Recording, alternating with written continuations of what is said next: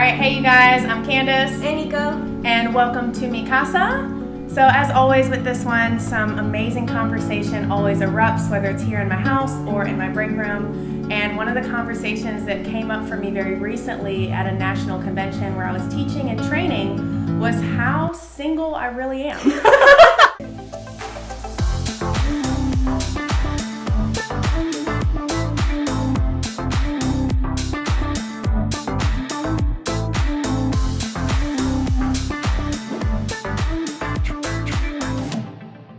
There are so many men and women, painting you this picture.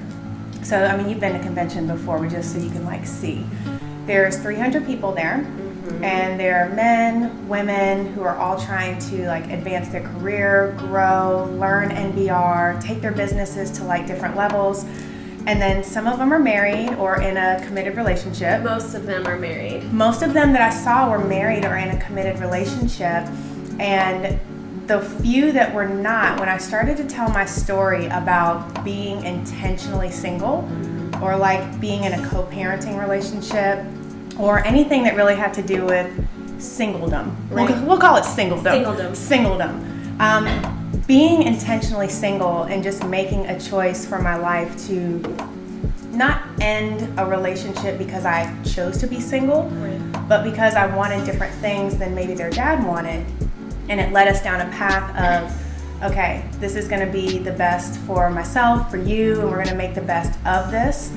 But that leaves you with intentionally choosing to be single. And when I started to tell my story, I connected with some of the people in the audience that came up to me afterwards that were like, girl, me too. Yeah. Or I have this fear that, if I leave this relationship or if I'm not with him or her, there were so many thoughts about being single that it made me want to come back here and talk to you about being single, because I think that overall I've been single for almost 2 years intentionally. You've been single for 3 years intentionally, and I think it's become our norm. Yeah. Surviving single has kind of become our norm, and because we're both single and we're both so close, right, it's just our new normal, where when I was put into an environment where people were mostly married, committed and were married, I didn't feel like I stuck out like a sore thumb, but I did have a different story than some of the other people that were there. True. Being single is being single, yes, right? You are working on yourself, you're working on things, you are single. But are you single by choice? Right. Or are you single by default? I think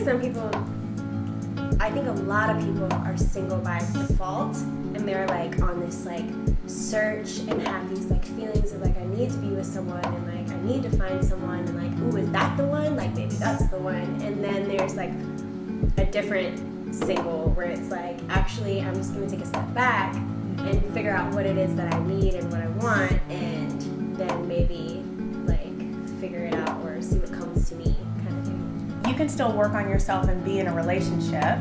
Yes.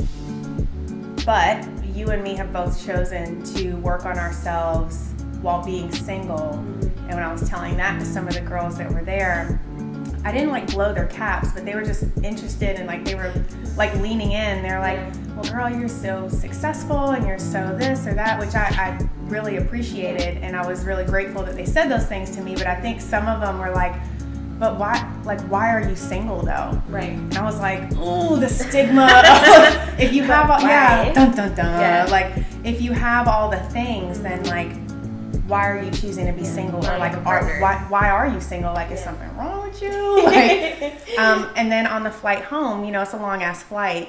Again, because it is my new norm and I've been walking the single life for a little while now, I just started to think about it. Yeah. And I was really, why have I not put a ton of energy into finding a partner or doing anything? When I say I've been single, I've been single. Mm-hmm. So it's different. It's a different space to be in. Yeah, I think you've been single and I've been single and dating. Single and mingling.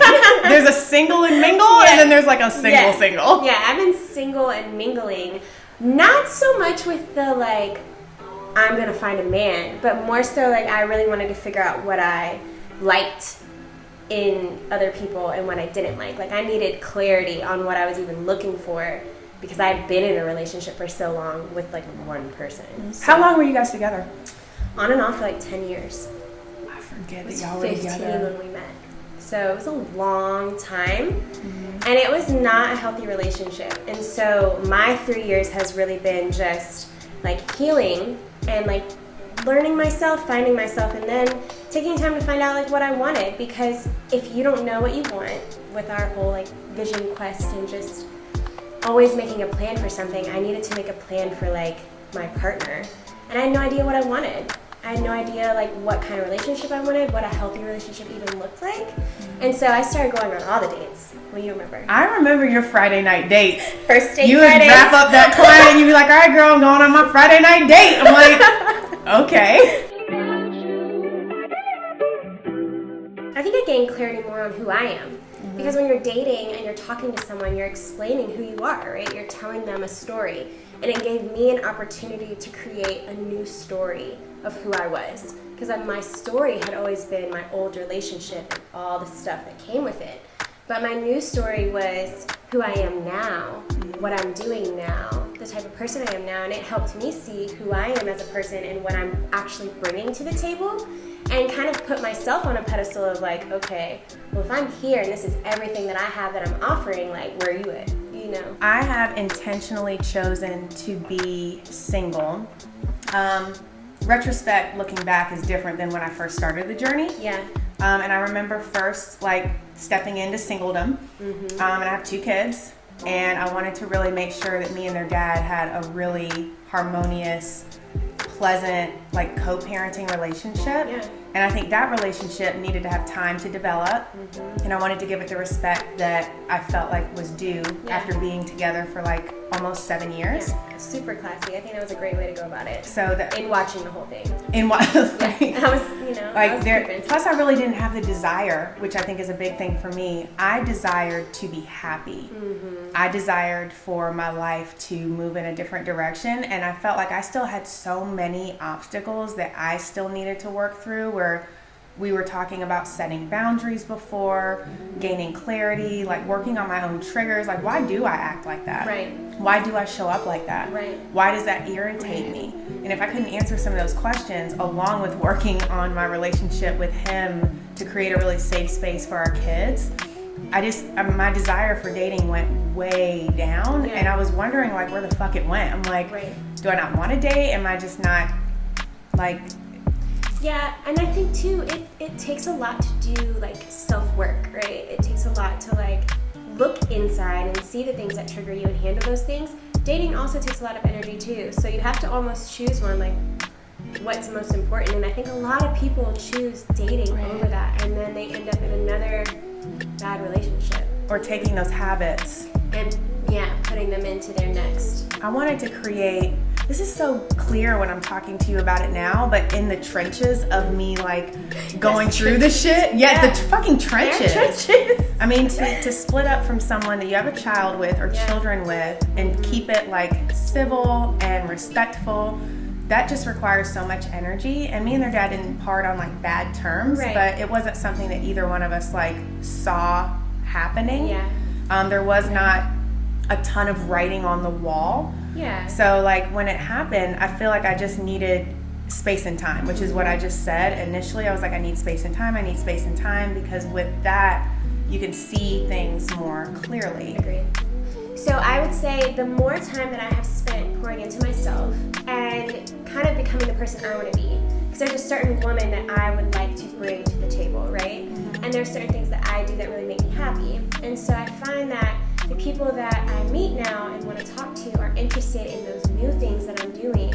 And it's just, I don't want to say they're better people, but they're just more aligned with where I'm at now, and almost more aligned with the future me. Like, I want to be with someone who would make me want to be better, you know, and like uplift me and support me.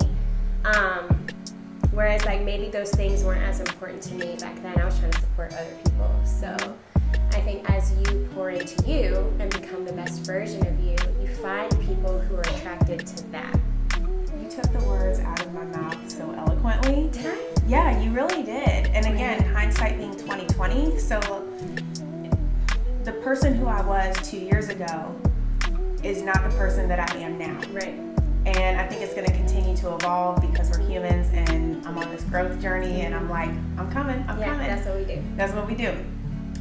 So what I attracted 10 years ago is different, very different. Very different. Very different than what I attract right now Yeah. in my current mind space and how I live my life. And I have all these things now that I didn't fucking have.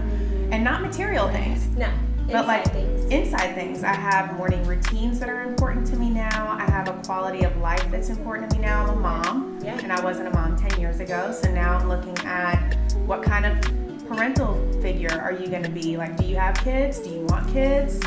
Are you That's okay such with an kids? important, Like, like, that's a aspect. big part of my life right now. And I'm also slightly career obsessed. Like, just Really? you see the little Widen space. those. Just a little. Like, I'm obsessed. I'm obsessed with what I do for a Yeah. living. And that also needs to be put into, like, the slot of things to be considered. And I've been doing hair for 19, almost 20 years, but I wasn't obsessed with it 10 Yeah. years ago. Right.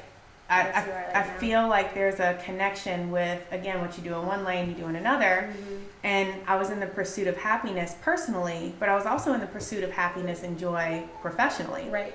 And now I've been able to carve out this ideal situation for myself where I get to do things that I fucking love, Right. around people that I fucking love, Me. for clients that I fucking love, with services that really make a difference. And I can't come home and just have it be, yeah. I mean, that I can't, like, I can't do Yeah, that. I think I've gotten so used to being single and enjoying being alone so much, it would be hard.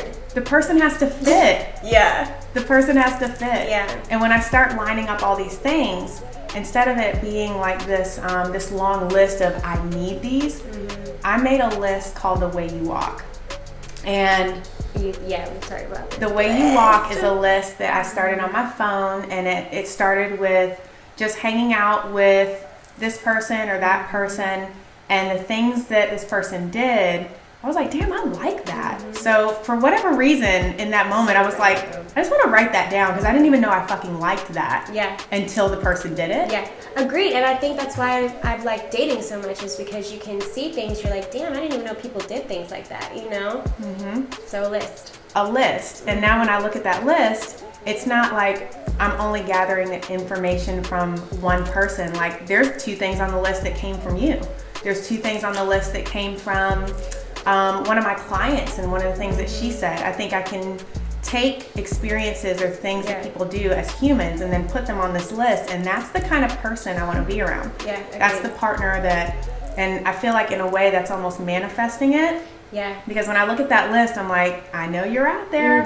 I know that you're a communicator. I know that you're going to talk about things. I know that you're going to show up with integrity. I know you're going to be this and this and this, instead of trying to fit somebody in a box where they don't fucking fit. So I'm really content with being single until I find a partner that has all of those qualities. And I don't have to force them into it, but that's just kind of something that they do, like, on their own. Yeah, I agree. And I think too, even if you're married, I don't want to leave the married ladies out. Like, you can date your man, you know, you treat him like a boyfriend, treat him like a little boo, and work on yourself too. So just know that we are speaking to you as well. Yeah, thank you guys again for watching. And again, make sure you click that subscribe so that you can be alerted every and any time that we come up with more content. And thanks for your support. Singledom!